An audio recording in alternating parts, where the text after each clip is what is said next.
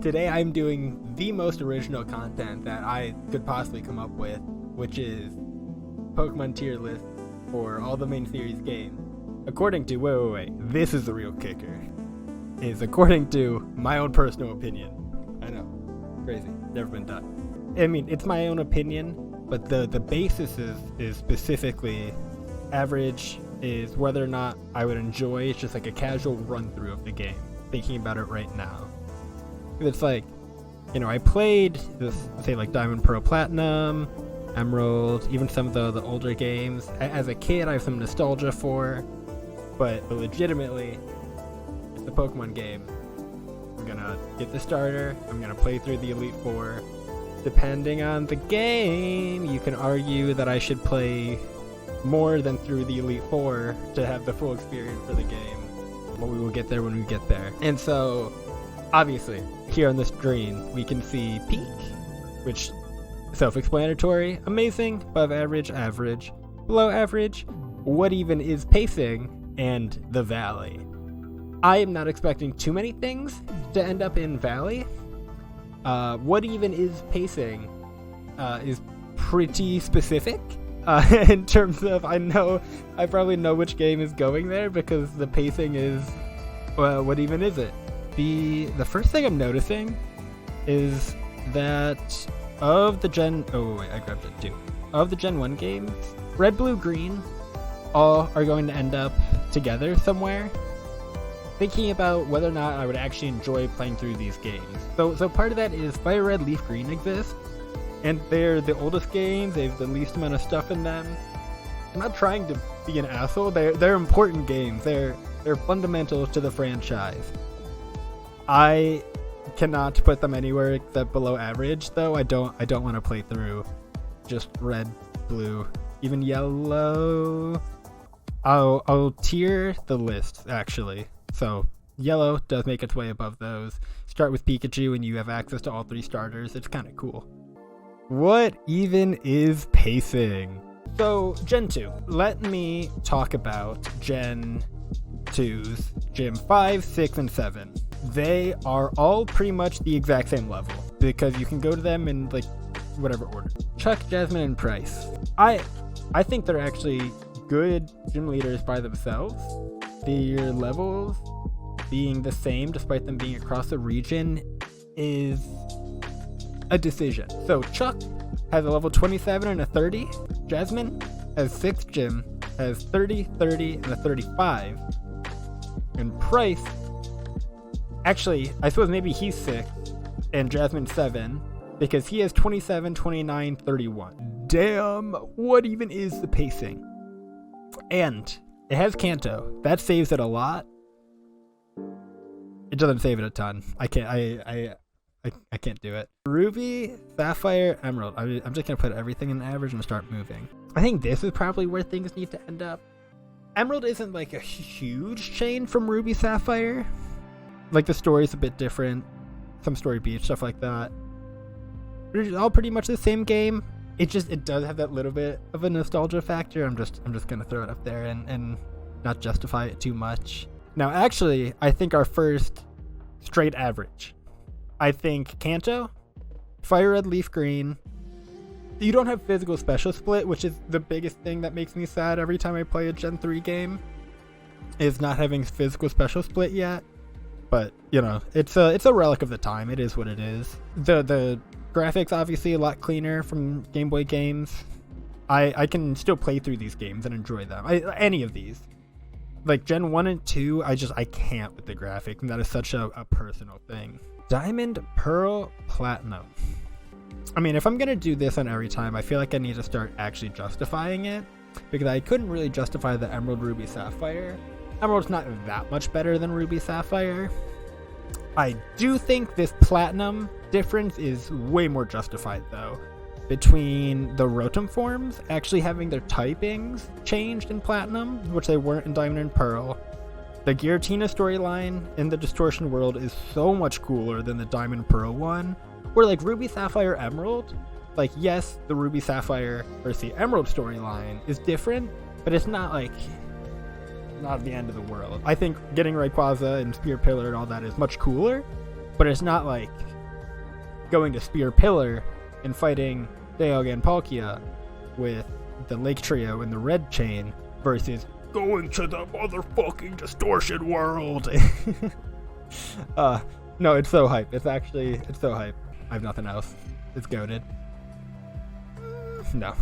I'm actually going to split these to make people happy, because the remakes had the exact same issue with Chuck, Jasmine, and Price, where the pacing is just a bit horrendous at that point in the game, and it makes me want to tear my hair out and stop playing the game. However, if you can get through that part of the game, get through the Elite Four, then you make it to Kanto, and you have just like the best post-game experience in any Pokemon game.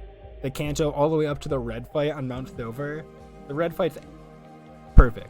Red Fight is everything you could possibly ask for in endgame Pokemon, in my personal opinion, which like almost even makes me throw it up here. I'm like, I want to keep this dichotomy alive. What even is the pacing for the regular game with like absolute S tier endgame? Black and White, they might chill in average. I'm like looking at what else we have. No, they go above average. I'm like, average just feels a little too low. They're not amazing. They're not peak by any means. Why are Soul Silver and Heart Gold so far apart? I don't know why the chat didn't just pop through on screen. Oh no, it did. Your first one didn't. I wonder if the multiple P's. Can you type PP? I don't know. So what? Black, White, yeah, they're pretty average. They did like the Gen 1 thing where it's, you know, region, all new Pokemon. I enjoyed them when they came out. In the 5th grade when the sequels came out. I was in 3rd grade when those two came out. So, you know, I have a lot of nostalgia. I have a lot of fondness for Black and White. But, I mean, they're not S tier. They're all good.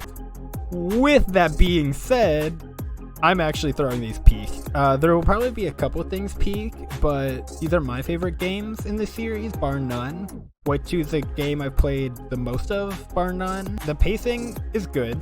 The story is good. I like, you know, this is a more personal take, but so is this whole list. I like the selection of Pokemon in the region and how early you can get some. You can get a Riolu in Flossie Ranch, which is like, no, this is my list. If your favorite games aren't at the top, make a comment on the YouTube video for engagement. XY, honestly, I don't know. I feel a little mean putting it below average, but I don't really like X and Y. It was the first foray into 3D games, which I can respect, but it's still a grid that you're on, so it's not unless you're wearing the roller skates, which is the roller skates look good. But like it's a little awkward because you're still technically on a grid for most of the game. The area between the first and the second gym's pretty annoying. I don't remember any of the gym leaders. It was never really called out to me. I don't love the games too much. I don't have a lot more to say. Omega Ruby, Alpha Sapphire. Oh god, I said I was gonna order these. Like in order. I need to go back through and do that.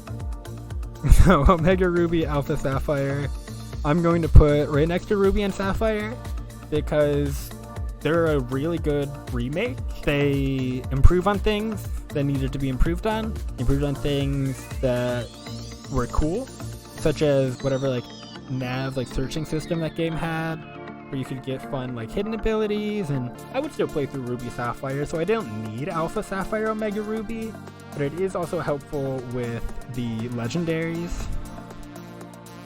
Well, I love Oris. I just the remakes, I could see them amazing, but I already put Ruby Sapphire above average, so I'm just gonna leave those there. The Sun Moon, Ultra Sun, Ultra Moon conversation is interesting.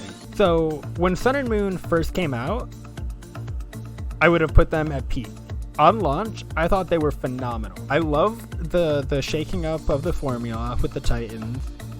I loved the new Pokemon. The story was alright. It was functional. I love the games on launch. 365 days after launch, when Ultra Sun and Moon came out, which were full price games that barely changed the story, barely changed the encounter tables, had like a new legendary, like Ultra Sun and Ultra Moon, like, would never be released in 2023, like if Sun and Moon was the most recent, because they would have been DLC, like we're doing now. They're an absolute waste of space. Like, Ultra Sun and Moon existing makes Sun and Moon existing like a waste of space. Or actually, no, I think I hate these more, because they're like the cash grab. And these get moved down to bottom of above average because their existence pisses me off. I despise the fact that Ultra Sun and Ultra Moon came out a year after Sun and Moon with like nothing. Like a Mantine ride, like Rainbow Rocket, a new legendary.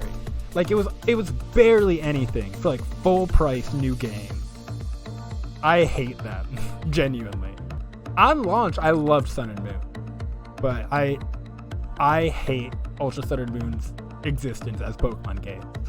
Let's go in Eevee. It's very, very opposite of Sun and Moon, like the most harmless Pokemon games ever. I mean, it's a little, I'll put them below average actually, because I don't like that they got rid of the abilities and held items. It just, you simplified it too much. But I did like that catching, or like there was no battling. I thought it was implemented well. The game was very fun to play through. I might actually, no. If I'm gonna enjoy playing through them again, I'll put them in average. But they're around there. And that's the thing. I just don't think Ultra Sun and Moon would exist on the Switch because they just would have done a DLC. Which is why I loved the Sword and Shield DLC, and I have high hopes for the Scarlet Violet DLC. So I'm like, I think the change to DLC was fantastic for Pokemon. Sword Shield, I have to put them below average. I will say, I think they have to be at the top of below average though. They're like just below average. I just, if I'm thinking about it, do I want to play through that story again? And I'm like, no, not really. They didn't really have difficult fights. Wasn't a compelling story. The selection of Pokemon is cool. I'll give them that. Selection of Pokemon's cool, but it's just like, meh. The one thing that might redeem Sword and Shield a little bit is that I played through it when it came out, so without the DLC at all.